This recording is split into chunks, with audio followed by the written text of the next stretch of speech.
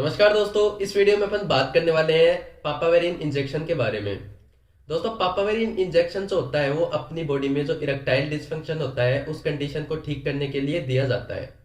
Erectile dysfunction मतलब कुछ person ऐसे होते हैं जिनका जो पेनिस है वो इरेक्टाइल फेज में नहीं होता है, क्योंकि उनके जो पेनिस है उनमें ब्लड सप्लाई अच्छे से नहीं होने के कारण या फिर ब्लड सप्लाई ऑब्स्ट्रक्ट होने के कारण वो इरेक्टाइल फेज में नहीं होता है, जिसकी वजह से वो इंटरकोर्स भी नहीं कर सकता है और आगे जो फर्टिलिटी है वो भी नहीं कर सकता है। तो इस कंडीशन को ठीक करने के लिए पापावेरिन इंजेक्शन को दिया जाता है, इंजेक्ट किया जाता है उसकी बॉडी में, जिसकी वजह से जो पेनिस में की जो ब्लड सप्लाई है वो अच्छे से बनी रहती है। उनकी जो वेसल्स है वो डायलेट हो जाती है, रिलैक्स हो जाती है, जिससे कि जो ब्लड सप्लाई है वो अच्छे से होने लगती है और जो पेनिस है वो इरेक्टाइल फेज में आने लगता है।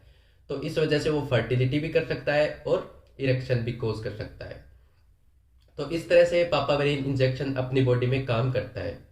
दोस्तों, ये जो पापावेरिन इंजेक्शन होता है ये ब्लड सप्लाई तो डायलेट करता ही है, इसके साथ साथ में ब्लड जो सप्लाई है वो अच्छी भी बना देता है वहां पे। तो ये जो इरेक्टाइल डिसफंक्शन की प्रॉब्लम भी धीरे धीरे ठीक होने लग जाती है। इसलिए हमेशा ये जो दवा है हमेशा डॉक्टर के परामर्श से ही लें, अपने आप से बिल्कुल भी ना लें। दोस्तों, अब बात कर लेते हैं पापावेरिन इंजेक्शन के कुछ साइड इफेक्ट्स, कुछ दुष्प्रभाव के बारे में जिसकी वजह से आपकी बॉडी में साइड इफेक्ट्स आ सकते हैं। तो उसमें इंक्लूडेड है, अगर आप पापावेरिन इंजेक्शन ले रहे हो या फिर इंजेक्ट करवा रहे हो तो उसकी वजह से आप में ब्रीथलेसनेस हो सकता है, सांस लेने में दिक्कत हो सकती है, या फिर चेस्ट पेन भी हो सकता है, आपका ब्लड प्रेशर लो हो सकता है। ये साइड इफेक्ट्स होते हैं। या फिर काफ़ी बार क्या होता है कि जो वीकनेस भी आ जाती है पापावेरिन इंजेक्शन लेने के बाद, कमजोरी फील होती है।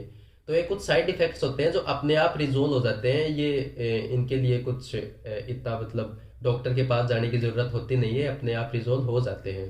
लेकिन साइड इफेक्ट्स आपको ज़्यादा बढ़ते दिखाई दे या फिर ज़्यादा रोड्स होते दिखाई दे तो उस कंडीशन में आपको डॉक्टर के पास जाना पड़ सकता है। अब बात कर लेते हैं इसके कॉन्ट्रा इंडिकेशंस के बारे में कि ऐसी कौन कौन सी कंडीशंस होती है जिसमें पर्सन्स को ये पापावेरिन इंजेक्शन बिल्कुल भी नहीं देना चाहिए।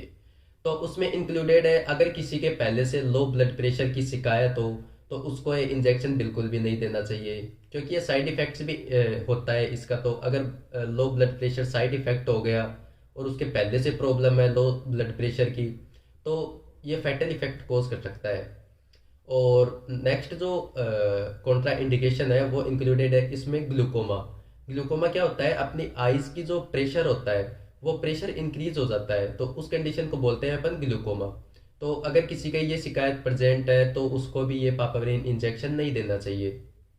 तीसरी जो कंडीशन है वो है, अगर किसी के लीवर फेलियर की शिकायत हो, किसी का लीवर फेल हो या फिर लीवर सिरोसिस की प्रॉब्लम हो, तो उसको भी ये इंजेक्शन बिल्कुल भी नहीं देना चाहिए, क्योंकि ये आपकी बॉडी में फैटल इफेक्ट शो कर सकता है। दोस्तों, अगर किसी को पापावेरिन इंजेक्शन देते हैं और देते ही उसकी बॉडी में रेडनेस आ जाती है, खुजली चलने लग जाती है, ईचिंग होने लग जाती है, बार बार छींकें आने लग जाती है, आंखों से पानी बहने लगता है, नाक से पानी बहने लगता है, तो इस कंडीशन को बोलते हैं हाइपर सेंसिटिविटी रिएक्शन। ये जो सिम्टम्स आ रहे हैं ये होते हैं हाइपर सेंसिटिविटी रिएक्शंस के। तो अगर किसी के हाइपर सेंसिटिविटी रिएक्शन है ये पापावेरिन इंजेक्शन से, तो वह अपने जो इंजेक्शन है वहीं पे होल्ड कर दे, आगे लेना बिल्कुल भी कंटिन्यू नहीं करे जब तक कि वो अपने डॉक्टर से कंसल्ट नहीं कर लेते। अगर वो डॉक्टर से कंसल्ट नहीं करते हैं और कंटिन्यू अपने इंजेक्शन को करते हैं तो ये उनकी बॉडी में एनाफाइलेटिक रिएक्शन कोज कर सकती है, जिसकी वजह से उनकी जान भी जा सकती है। तो दोस्तों, हमेशा पापावेरिन इंजेक्शन का उपयोग डॉक्टर की सलाह से ही ले, डॉक्टर के प्रिस्क्रिप्शन से ही ले, अपने आप से बिल्कुल भी ना ले। तो दोस्तों, ये वीडियो आपको थोड़ी भी इंफॉर्मेटिव लगी हो, थोड़ी भी नॉलेजेबल लगी हो तो वीडियो को लाइक एंड कमेंट जरूर कर दें, चैनल को सब्सक्राइब करना ना भूलें। Thank you.